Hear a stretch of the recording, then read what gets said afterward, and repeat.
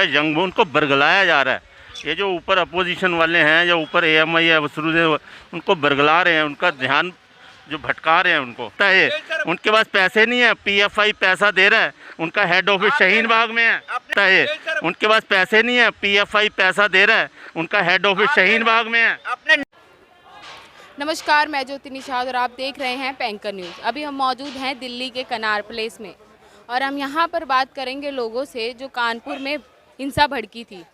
वहाँ पर मुस्लिमों पक्ष द्वारा पथराव के बाद जो हिंसा भड़की है उस पे लोगों का क्या रिएक्शन है, आइए लोगों से जानते हैं। तो कानपुर में हिंसा हुई है, पथराव हुए हैं, मुस्लिम पक्ष द्वारा हुए हैं, तो आप उस पर क्या कहेंगे कि वो करवाए गए हैं या फिर उन्होंने किए हैं?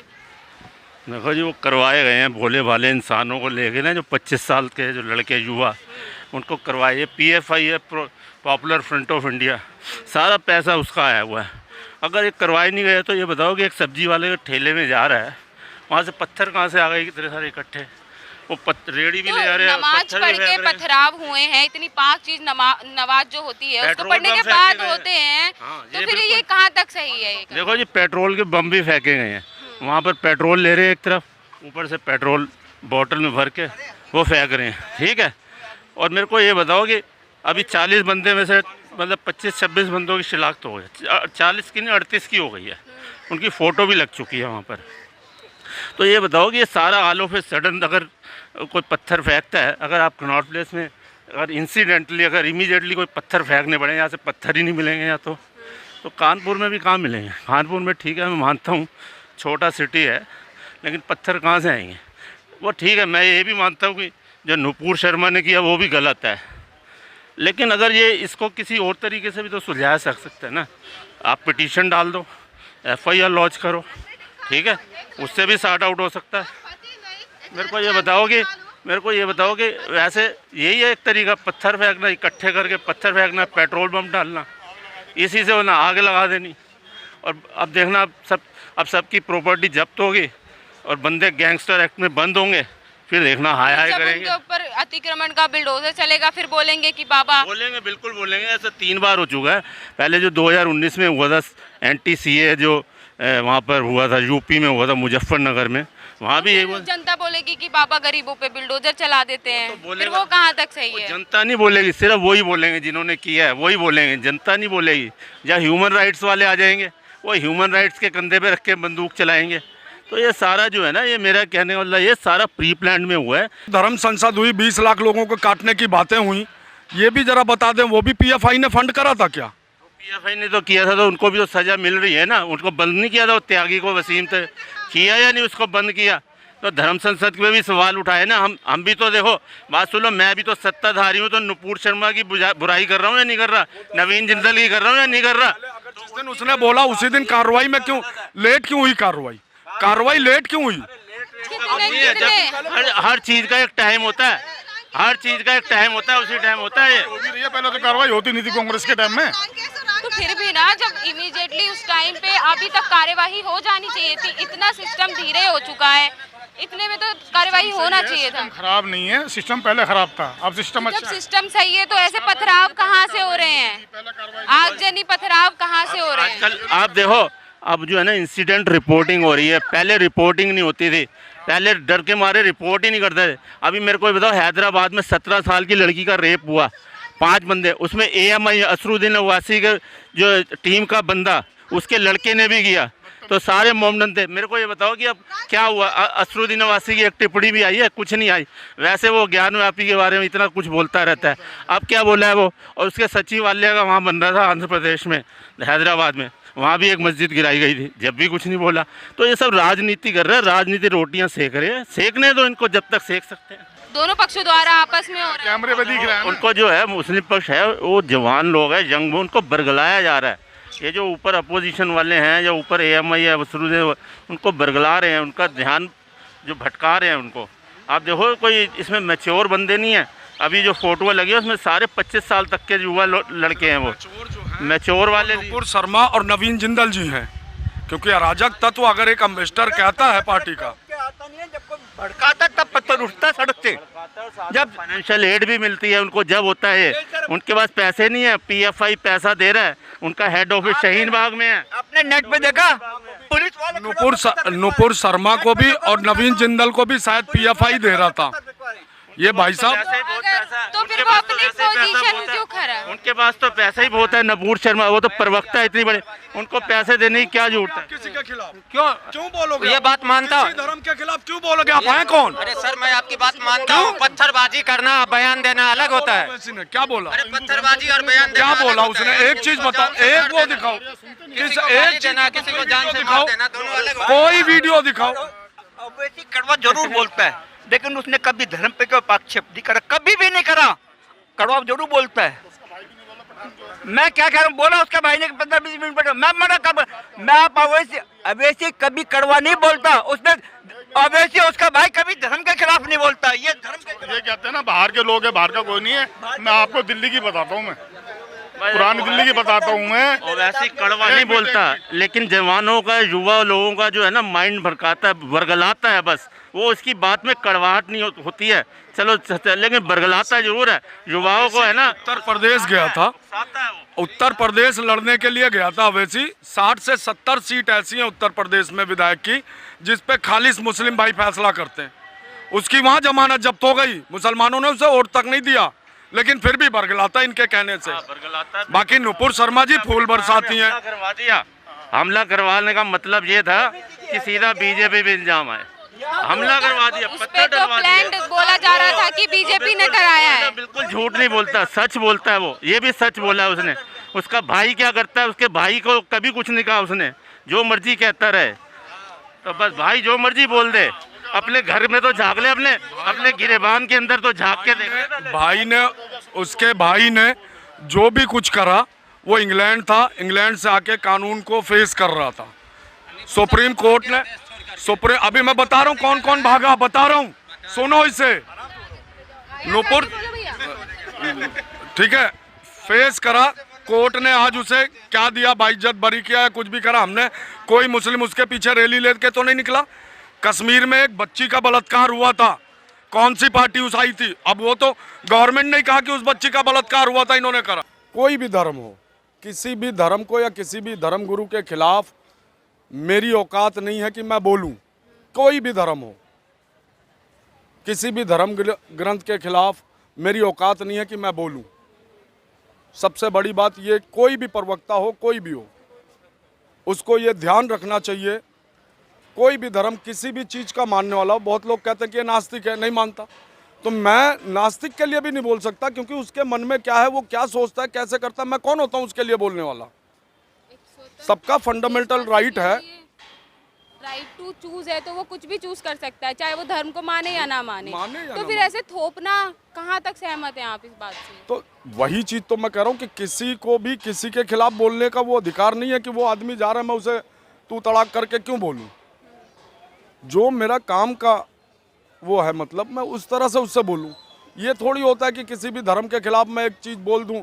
ये टीआरपी का गेम चल रहा है। अभी एक न्यूज़ चैनल वाले शिकायत करी, उन्होंने टीआरपी की वजह से ही करी। नाम नहीं नाम नहीं लेना चाहिए उनको, कुछ भी, मतलब वो टीआरपी का गेम, वो पैसा कमा रहे हैं। अभी कश्मीर पे एक मूवी बनी थी, कश्मीर फाइल। सारे जितने युवा यहाँ खड़े हैं लगभग सबने देखा होगा कि 1 महीना खूब नाच हुआ, तांडव हुआ। वो 250 करोड़ कमा के निकल गया। वही अनुपम खेर थे और वही उसके प्रोड्यूसर और डायरेक्टर सब थे कि जो उस टाइम रो रहे थे, हाय हाय हाय। अब इतना तुमने कमा लिया, कम से कम अब वाकई में उन्हें परेशानी है, 50 करोड़ उन्हें भी दे देते, कुछ तो भला होता। अब वो बोल तक नहीं रहे हैं कि कश्मीर में क्या हो रहा है। उस अनुपम खेर को सामने आके बोलना चाहिए। अब वो छुप गया, कहीं से जवाब नहीं देना चाह रहा। अक्षय कुमार जी आते हैं, वो आए पहले कहीं और देश से कि हमारे मुल्क ने उन्हें चलो बहुत अच्छे से रखा, सब कुछ करा, बहुत प्यार से। पता नहीं हमारे में ऐसी क्या कमी आ गई कि उन्होंने चुपचाप रातों रात सरेंडर कर दिया इंडियन पासपोर्ट और कनाडा की नागरिकता ले ली, और अब हमें बताएंगे देशभक्ति। उनसे मैं पूछना चाहता हूँ, आप हमें देशभक्ति बता रहे हो, आप कौन से देश के भक्त हो? जिस देश को छोड़ के हिंदुस्तान आए थे या हिंदुस्तान को छोड़ के कनाडा चले गए, इन तीनों में से किस देश के देशभक्त हो? उनसे ये पूछना चाहता हूँ। पहले जैसे कि चुनिंदा जगहों पे, पहले दिल्ली पे हुआ था, फिर राजस्थान में किया गया है हिंसा, और अब उत्तर प्रदेश में, तो आपको नहीं लगता कि ये सोची? राजस्थान में आपने देखा एक न्यूज और आई थी कि जिसके दोनों हाथ नहीं थे वो सबसे तेज पत्थर चला रहा था। वो ये न्यूज देखी आपने? नहीं, उसके सुना नहीं, पूरी मीडिया में चली है। जिसके दोनों हाथ कटे थे वो सबसे तेज पत्थर, और उसका पत्थर ऐसा लग रहा था जो सामने खड़ा उसके सर में लग रहा था, जाके टाक आदमी मर जाता था। और प्रधानमंत्री योजना की तरफ से एक गरीब औरत को घर दिया गया था, बेवा थी क्या थी, मालिक बेहतर जानता है मुझसे, उसको जो है बुलडोजर चला दिया कि अतिक्रमण है। जब अतिक्रमण था तो प्रधानमंत्री की योजना दी क्यों गई उसे? क्या देखा अफसरों ने, क्या चूज करके दे दिया? या तो अफसरों ने भी पैसे खाए बीच में, जिन जिन लोगों ने उस चीज़ को घर को पास करा उनको सबको उठा के बंद करो कि भाई जब वो अतिक्रमण था उस जगह पे प्रधानमंत्री योजना के पैसे कैसे जारी हो गए।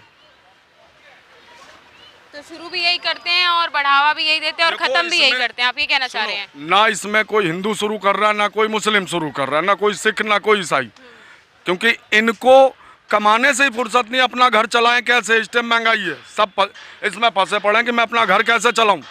ये तो नेता लोग आए, उन्होंने आग डाला और खुद निकल गए पीछे से, और यहाँ आमने सामने हम हो गए। ये हमारे तमाम यूथ को समझना पड़ेगा कि ये हो क्या रहा है, इस पे सोचना पड़ेगा बैठ के कि हम आपस में, अब तक तो नहीं थे ये, 1000 साल कहते हैं, 800 साल मुगल थे, 200 साल अंग्रेज थे, तब तक तो हिंदू मुस्लिम के बवाल नहीं दिखते थे। इन्हीं 8 सालों में ऐसे कैसे बढ़ गए? 70 साल के ये कहते हैं कांग्रेस, जबकि उसमें 6-7 साल बीजेपी का भी था, कुछ और पार्टियों का भी था। जब आती है पार्टी तो बोलती है कि हम सब एक हैं, हिंदू मुस्लिम सब एक है, एकता की बातें होती हैं, और अब जो है हिंदू मुस्लिम में अलग अलग मंदिर मस्जिद हो रहे हैं। एकता की बात पार्टी कौन सी करती है? इलेक्शन टाइम में देखा ना, 80-20 किसके लिए करा गया? हमारे माननीय मुख्यमंत्री, मैं हाथ जोड़ के उनको ये चीज़ कहना चाहूँगा, उन्हीं की ज़बानी एक बार स्टेज से निकला था कि कब्रों से निकाल के, ये सुना आप लोगों ने? नहीं, कि मतलब एक दूसरे समुदाय की औरतों को, मरी हुई औरतों को कब्रों से निकाल के रेप करने तक की वो हुई थी। एक वहाँ सहारनपुर कौन सी जगह है, वहाँ पे एक बाबा जी हैं, वो जाके क्या कहते हैं कि इनकी औरतों का रेप कर दो, तो सामने वाला जिसकी भी बहन बेटी को कहा जाएगा, वो क्या वो चुपचाप सुनता रहेगा? क्या हो भैया करो जाओ, कुछ उसके प्रतिक्रिया आएगी कि नहीं आएगी? आप भी किसी की बहन बेटी हो, तुम्हारा भाई खड़ा और मैं किसी तरह उल्टे अल्फाज यूज कर लूँ आपके लिए, क्या आपका भाई खामोश खड़ा रहेगा, चुपचाप देखता रहेगा? तो फिर भी तो इतना कुछ हो रहा है, रेप केसेस की भी बात करें तो फिर भी सरकार चुप बैठी है, सुन रही है, कोई एक्शन नहीं ले रही है। आए दिन केसेस आते हैं लड़कियों के, महिलाओं को छेड़छाड़ की होती है। अभी रिसेंटली 2 दिन पहले 3 दिन पहले निदा नाम की 12 साल की लड़की यूपी में, 12 साल की लड़की के साथ रेप हुआ और मार दिया गया। जब उसके घर वाले उसे मिट्टी के लिए ले जा रहे हैं तो उस पर हमला हो रहा है, चारों तरफ से पुलिस वाले लाठी चार्ज कर रहे हैं, वो वीडियो वायरल है। थाने के अंदर एक तिलकधारी नाम है दरोगा का, थाने के अंदर बुला के वो 13 साल की लड़की का रेप का आरोप लगा और जेल गया। तो ये लॉ एंड ऑर्डर है। जब रक्षक ही भक्षक बन जाए तो कुछ नहीं कहा जा सकता। जो कानपुर में हिंसा क्या हुई नहीं है, किया इस देश में मोदी योगी ने? आप बताइए क्या किया है? आपको रक्षा सौदे में आप इतना अरबों खरबों रुपए का परचेज करते थे। देश इंडिपेंडेंट होने जा रहा है। मिलिट्री को और पुलिस को इतना मजबूत किया हुआ है कि अंदर और बाहर दोनों तरफ सुरक्षा है देश में। रोजगार कितना रोजगार? रोजगार आ रहा है, रोजगार ही रोजगार है, चारों तरफ नदी पुल। अब आप क्या समझते हैं कि फर्जी डिग्री लेकर के आपको रेलवे में अफसर बना के बैठाते हैं, वही रोजगार होता है? डिग्री से भी नहीं, कितना युवा को फर्जी डिग्री का मेरा सेंस ये है, फर्जी डिग्री का मेरा सेंस ये है, नहीं सुनिए, योग्यता के अनुसार रोजगार मिल रहा है। यहाँ ढूंढने पे आदमी नहीं मिल रहे हैं काम के लिए। बीजेपी के राज में कोई मर जाए तो कहते हैं कि भाई नाइंसाफी होगी। अभी पंजाब में वो मरा, पंजाबी सिंगर, तो कहते हैं इस पे राजनीति नहीं होनी चाहिए। और बाकायदा जो किलर है वो तो भाई घूम रहे हैं पेट्रोल पंप पे, गाड़ी में तेल डला रहे हैं, पर कोई पकड़ने को तैयार नहीं। सेफ्टी भी तो ले ली थी ना। अगर पहले उनको सेफ्टी दी गई है तो कुछ सोच समझ के दी गई होगी सेफ्टी। ये सरकार सेफ्टी ले ली इनसे, तो क्या हक बनता है इनका सेफ्टी लेना उनसे? सेफ्टी लेने का हक तो इनका बनता ही नहीं था, क्योंकि ऑफिशियली वो चुने गए थे, एमएलए या एमपी जो भी हो। कांग्रेस से वो भी लड़ा था जो अभी सिंगर जिनकी डेथ हुई थी। तो और उनके डेथ के तुरंत बाद शाम को कह दिया कि हम 450 वीवीआईपी की दोबारा से सिक्योरिटी बहाल कर रहे हैं। फ़ायदा क्या हुआ उससे? एक तो मर ही गया ना, वो भी दिन दहाड़े सड़क पे मार दिया, पुलिस वाले गायब, हर कोई गायब। अभी तो कांग्रेस आए तो मैं ये नहीं पता चल पा रहा है कौन अध्यक्ष बनेगा, कोई नहीं बनेगा। तो नेता ही पार्टी छोड़ के चले जा रहे हैं। अरे उनकी माँ बेटी हुई है, उनके माँ के हाथ में पूरी पावर है, ठीक है। अब वो अपना ना घर के ही वो बंदे को चाहती है कि वही बने, हमारे घर के जो भी पैदा हो वही चलता रहे बस खाली। एक्चुअली में कि जो अभी आपने देखा श्रीलंका में क्या हुआ, फैमिलीवाद ही चल रहा था वहाँ पर, फैमिली की वजह से पूरा देश कंगाल हो गया जी। एक्चुअली में वहाँ क्या पर है, मैं होटल इंडस्ट्री में जॉब करता हूँ जी, है ना। श्रीलंका से मैडम आई थी, वहाँ पेट्रोल तक नहीं है, वहाँ पर लाइट नहीं आती 10-10 15-15 दिन, ऐसी हालत है। हमें एक्चुअली एक छोटी सी डाउट है भाई, एक सांप को आप मार दिए, मतलब कांग्रेस एक सांप है। हाँ हाँ, मतलब अगर आप बोल रहे हैं, एक सेकंड मेरी सुनो, अरे मेरी सुनो, हाँ समझ गया, मुझे पता है भैया, मुझे पता है, मेरी सुनो। कांग्रेस को आपने दूध पिलाया नहीं, हमने नहीं, पूरा देश ने दिलाया, ठीक है। उसको हम मार दिए, क्यों? उनके गलतियों से अपन मार दिए। अब अपन बीजेपी से क्वेश्चन करना चाहिए, मगर जब बीजेपी क्वेश्चन करेंगे ना, उससे पहले हम कांग्रेस को पूछेंगे। अरे कांग्रेस तो खत्म हो गया, कांग्रेस की जगह, एक सेकंड मेरी सुनिए, बीजेपी जब आई थी ना, मेरी सुनिए भाई लिटरली नहीं, सही बात है, नहीं चलो ले गए थे, इटली ले गए थे, कहीं भी ले गए थे, नहीं मेरी सुनो, जब कांग्रेस जाता है ना, विपक्ष नहीं मरता है, विपक्ष की जगह कुछ और पार्टी उठता है। अब दिल्ली में आप आया है, पंजाब में आप आया कांग्रेस की जगह, ये नहीं है बीजेपी का ऑपोजिट कांग्रेस ही होता है, कांग्रेस की जगह कुछ और विपक्ष आता ही आता है, विपक्ष का जगह होता है। भी उठ जाती है। भाई जब पार्टी उठता है, ऐसा है, देखो कांग्रेस जो है ना, कांग्रेस पार्टी वो है family dominated party, family dominated. और जो बीजेपी है, पंजाब में पता नहीं किसको बना दिया सीएम, वो बेवड़ नशे के चक्कर में हमेशा रहता है, जब भी आओ पी के आ जाता है वो तो है। यहाँ पर जब संसद लगी थी, जब भी वो पी के आया था बंदा, वो पूरी रिकॉर्डिंग करके ना व्हाट्सएप पे डाल दिए। वो अखंड ये तो पाठ में सिक्योरिटी चला की जाता रीज़न है, होता है ना, सिक्योरिटी रीज़न होता है कि भाई जो गवर्नमेंट की चीज़ है उसको ना आप हाईलाइट नहीं कर सकते हो, ठीक है, उसको बना दिया। पंजाब के लोगों ने तो चुना है ना सीएम को। अरे वो तो गलती कर दी, पंजाब के लोग खुद ही बोल रहे हैं कि भाई हमने बहुत बड़ी गलती कर दी है। उनने चुना है फ्री के लालच में, आज उन्हें वही भारी पड़ रहा है। एक 450 सरकारी स्कूल खोलेगा, पर उसने 850 सरकारी ठेके खोले, वो भी मंदिर और स्कूल के सामने। जब कोर्ट में केस चला तो फालतू के बयान देते हैं कि टैक्स नहीं है, तो भाई फ्री की दे ही क्यों रहे हो? फ्री का देंगे तो वो पब्लिक से कहीं से तो निकालेंगे। जैसे अगर सरकार सिलेंडर फ्री दे रही है तो पैसा कहाँ से? हमसे वसूल रही है उससे 2 गुना ज़्यादा।